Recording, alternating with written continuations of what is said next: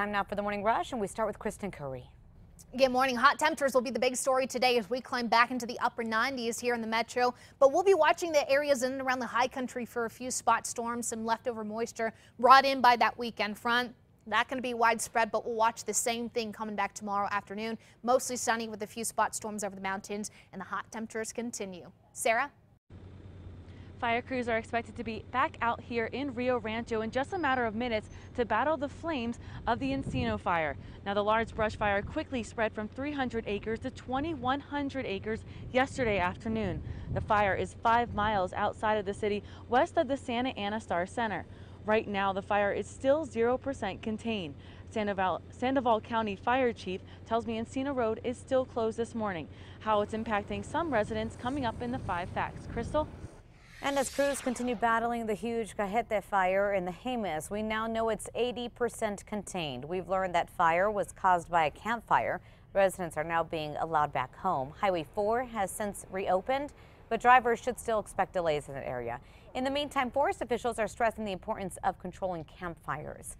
On to the news happening right now. The bans on an open burning in unincorporated areas of Sandoval County as well as the Jemez and Sandia Ranger districts remain in full effect today. Sandoval County Fire issued the ban on Friday. They announced last night it will continue until further notice. Open flame sources such as campfire and agricultural burns are prohibited. News 13 will continue its coverage of this wildfire season as we track the Encino fire, Cajete fire, and much more. Stay up to date with us on air, online, and on our KRQE News app.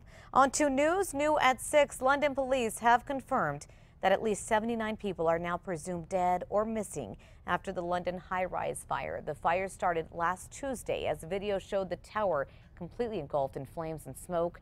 This morning, many survivors are sleeping on the floor of community centers as they continue to wait for more help. Residents say they warned the building's manager about fire hazards. We'll stay on top of the story and let you know how it develops. On to new news this morning. President Trump's lawyer says he expects an announcement on the possible existence of recordings between the president and ousted FBI Director James Comey by this week. In the meantime, just after the president tweeted he's under investigation in the Russia probe, one of his lawyers says he is not. They say the tweet was a reaction to a Washington Post piece with 5 anonymous sources. The Post is not backing down from its report. On to news happening right now. The U.S. Navy has recovered and identified all 7 sailors who died Saturday when the USS Fitzgerald destroyer collided with a cargo ship. A naval spokesman says the victims might have been killed by the impact, or they may have drowned when the ship took on too much water. Investigators are still trying to determine the cause of that crash. A man who allegedly attacked officers as they went to arrest him is back on the streets this morning. It happened Saturday morning, according to authorities, outside of a church's chicken on San Mateo. When officers tried to arrest John Senna, they say he kicked one officer, then tried to strangle another with his own lapel camera and radio cords. Senna was released without bond and is now charged with battery on a peace officer. On to new news this morning. The idea of consolidating the city and county's public safety agencies is off the table, at least for now. According to the Journal, county commissioners put the brakes on the idea last week, due in large part to the settlement agreement between APD and the DOJ. Another proposal would have also consolidated fire departments. No word on the status of that proposal this morning. Happening tonight, city councilors are set to vote on an amendment that could have you paying more to go to the zoo. It would raise admission prices at the zoo, aquarium, and botanic garden. New Mexico residents would be asked to pay $1 more for either exhibit. Non-New Mexico residents would pay $2. Train ride prices will also be going up by $1. It could generate $664,000 in revenue annually. Kristen? Today's Metro Threat Index up to a 4. We're talking hot temperatures in the upper 90s across the metro. A little bit of wind at times, about 10 to 15 miles per hour coming out of the east. Not likely to see any significant storms within the Rio Grande Valley. Crystal? Speaking of heat, as the heat increases, a warning for parents taking their kids to the playgrounds. The slides at all Bernalillo County parks are plastic, but a county spokesperson says they still retain a whole lot of heat. Our cameras caught temperatures reaching up to 140 degrees on plastic slides. The county is urging parents to go to the playground early in the morning or wait till after the sun sets. Okay, are you looking for a job in broadcasting? A virtual job fair is taking place right now with the New Mexico Broadcasters Association. Here at KRQE, I should say, we are looking for reporters, news editors, promotions, and account executives. The virtual job fair begins today. It lasts all week. For more information, go to our website, KRQE.com. Click on KRQE links. On to some new facts this morning. Facebook taking on TV and digital video for eyeballs and for ad money. They say that they have now looked into 2 new shows so far. One reality series, another is a comedy show. Once launched, the content will be available on an upcoming Facebook video tab.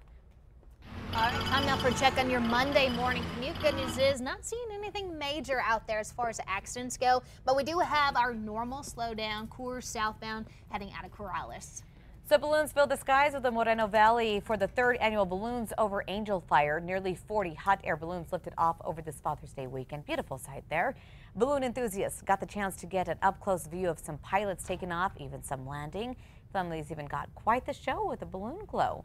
Organizers say they're already planning next year with the hopes of adding more flight features like planes, even a bird show. How cool is that? I like it. And finally this morning, SeaWorld's cute and tiny polar bear cub in Australia just took its first steps. There he goes. So beautiful, right? Officials there say the cub has grown significantly in size and has already taken its first wobbly steps, which means it won't be too long until it's ready to explore the world outside of its den. Boy, is that little guy a cutie. Is he a little peach fuzz? His fur. To know that it's grown significantly makes me wonder how tiny was it when it know. was born? Well, look at Mom. Yeah. She's a big one. All right, time for the 5 facts. Let's start with number 5. A new website helping parents review coaches and teams for local youth sports could soon be available via app. The website was created by Albuquerque parent Anita Hopkins. It allows parents to communicate with each other and share their experiences with different youth sports teams within the city. Developers are now looking into an app. For more, go to KRQE.com. On to number 4 now. Tonight, Albuquerque City Councilors are expected to reach a decision about a proposal that would let voters decide about a potential citywide gas tax. This will be to help improve Albuquerque roads. The proposal is asking to add 2 cents per gallon on gas. Councilors say the money will not pay for ART. Tonight's meeting is set for 5 o'clock at the Vincent E. Griego Chambers. And number 3, the heat is on. Back to the upper 90s today. Sunny skies, breezy at times this afternoon, and a few spotty storms favoring the higher terrain. Number 2 now. This morning, as fire crews continue battling 2 major wildfires in New Mexico, they're sending out a huge reminder. The Encino fire burning northwest of Rio Rancho is now 2,100 acres, 0% contained this morning.